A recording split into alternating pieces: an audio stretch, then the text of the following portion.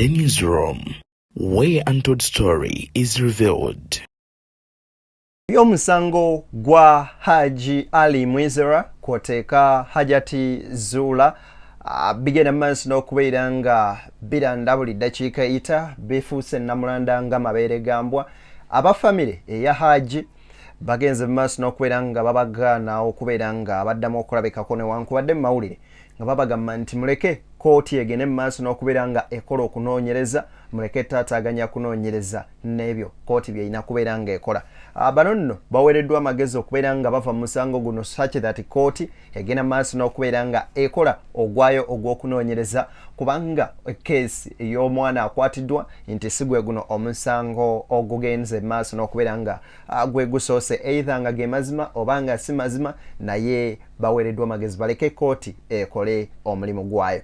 Lwaki kooti yebagobye na nsonga ki zizino zenkuleetedde ate mu mboozi eno. Kakati MC Meya awuuna yongedde okubeera nga atabuka wabula n'atangaaza ku biki ebigenze mu maaso n'okubeera nga bitambula. Maama wa Haji Mwizera Ali kugambye embeera emususeeko kiki ekituuseewo bibino byenakambikuwa wabula nkusaana obwombeefu obw'ekika ekyawaggulu video soko gimpereka like mwana tuba ogiwa like oba ogiwadde muliro ogugitambuza ate n'omuntu ali eyo n'asobola okubeera nga agifuna mu ngeri y'emu gwatanaba beera nga otwegattako mu butongole nga gwe mulundi gwe ogusosola ba channel eno subscribinga ate naye bw'omala okone mu kadaawo ogende mu personalize okaje mu all okateeke mu wali erimu okaje mu personalize okase mu all of the notification ku mboozi zonna ze tuteekayo. Kansooka enkwe video eno ya MC Meya then nkuleetere video eganyi family ya Ajo okuddamu okulabika mu musango guno.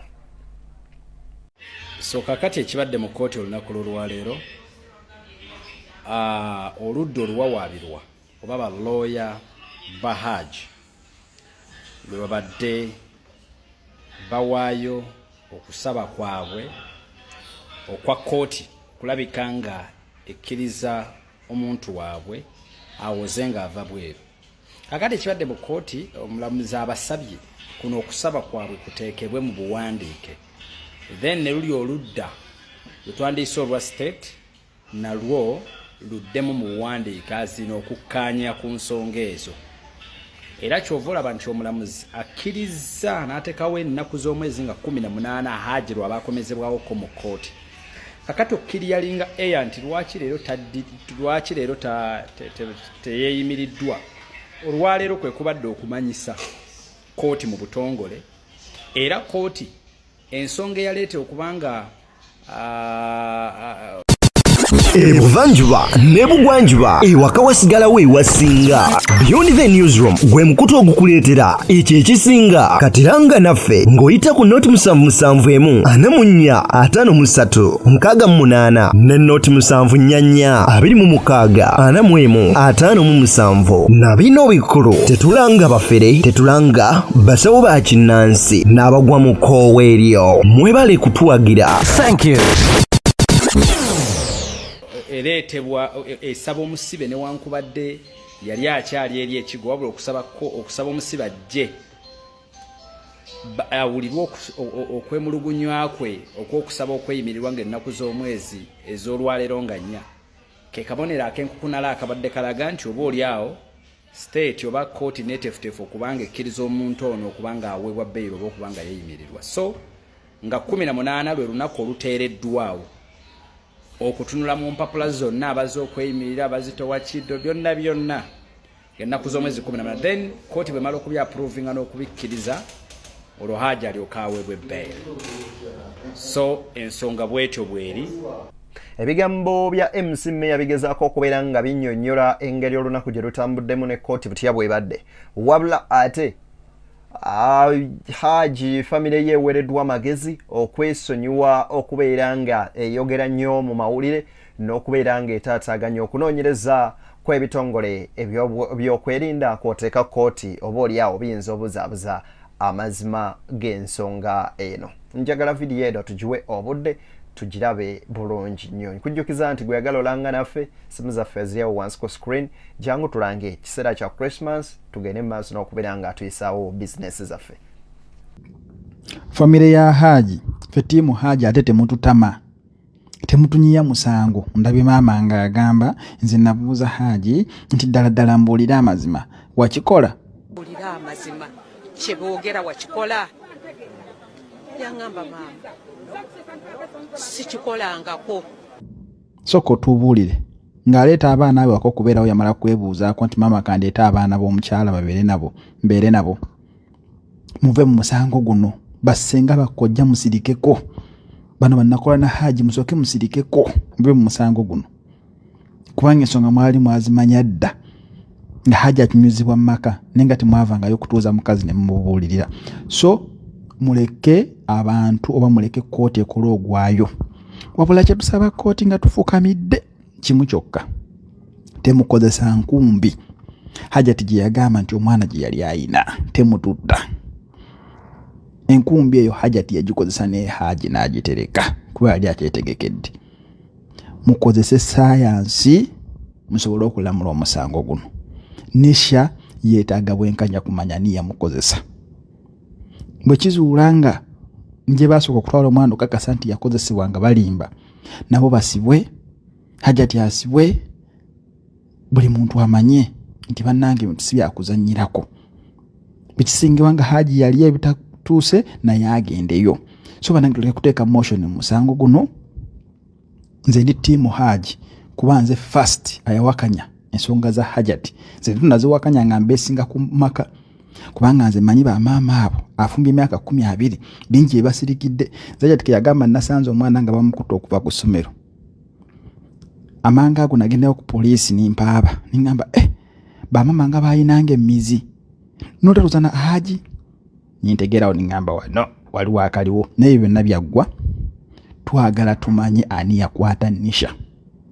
Poliisi kyemba mutuyamba kubana aba family mugende. Mugende. Bano bamnamawulire. Bano bafulufiga baani mutuvire mu musango guno.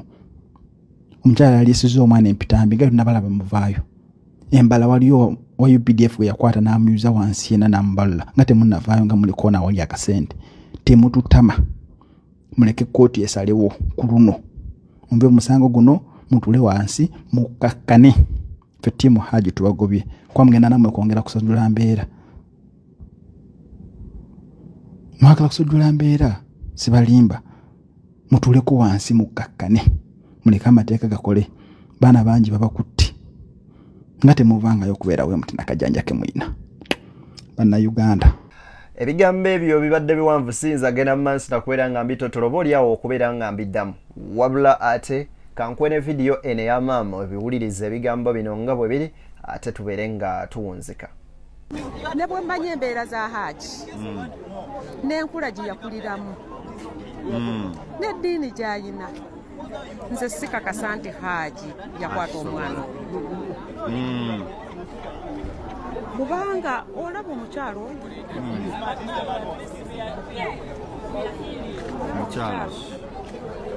mulaba omukyalo oyo ye mukyala wa Haji gwalina awaka.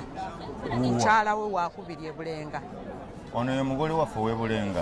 Mukyalo w'e Bulenga. Assalamu alaikum wa rahmatullahi wa barakatuh. Haji bwe yali amuwasa yamuwasa ayina abaana 3 abawala. Naye walina abaana. Hajati abeereddewo basingo maaga kyendabi. Kaha amuwasa. Yamuwasa ayina abaana 3.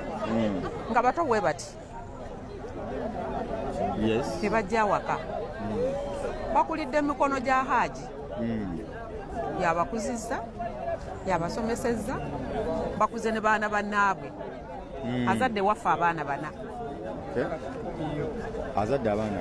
Abaana 4 waffe. Era abawala beyajja nabo. Omu yafumbirwa ate akola. Avudde mu maka ga Haji. Omulala yamala okusoma naye akola. Avudde mu maka ga Haji. N'omulala akyagalimu. Akyasoma. Zibambi. Naye abaana abo nga teyasobola bakwata. Kintu kiyinza okuba kyajjabuzi naye kyembadde mbuza maama. Gwe amaka gobeeramu mazimbe mupangisa. Nazimbe mukama wange. Ani agakuzimbira? Haji yaganzimbira. E Bulenga. tuba twatandikira kabuusu nga tupangisa. Ekibuuzo kyange mangu nnyo bagenda tujja wano ku kkooti. Enkolagana yo ne mujja webadde etya? Zuula gwe mukyala aniye? Amanya gange nze Nansuuda Rema Mwizero. Nansuuda Rema Mwizero. Enkolagana yo ne mujja webadde etya Zuula? Sijja kulimba nti enkolagana ebadde y'amaanyi nnyo nnyo kuba tubadde twakatandika okubeera nga tusisinkana era nze nagenda okulaba nga sijja sobola kukwatagana naye bulungi. Tuli ku mukoti guno gwa Beyond the Newsroom, nzedde niyo akutuusaako ensonga bwe zityo nno bwe ziri. Nkwagaliza byonjagaliza katukomewo n'emboozi zaffe endala ate General Elite Mwine ku kitebe kya National Unity Platform n'ensonga endala. Abadde akimye eki biki ebiriwo ebitambula byonna mu ggwanga tubireeta. Ye omuntu eyafiiridde mu kyaki ya Pastor Bugingo bituuseewa nabyo nkugambye byeyongedde kulanda nga mabeere gambwa. Mbikuleetera byonna mu mboozi zetuzaako. Beyond the Newsroom, nzeddeni.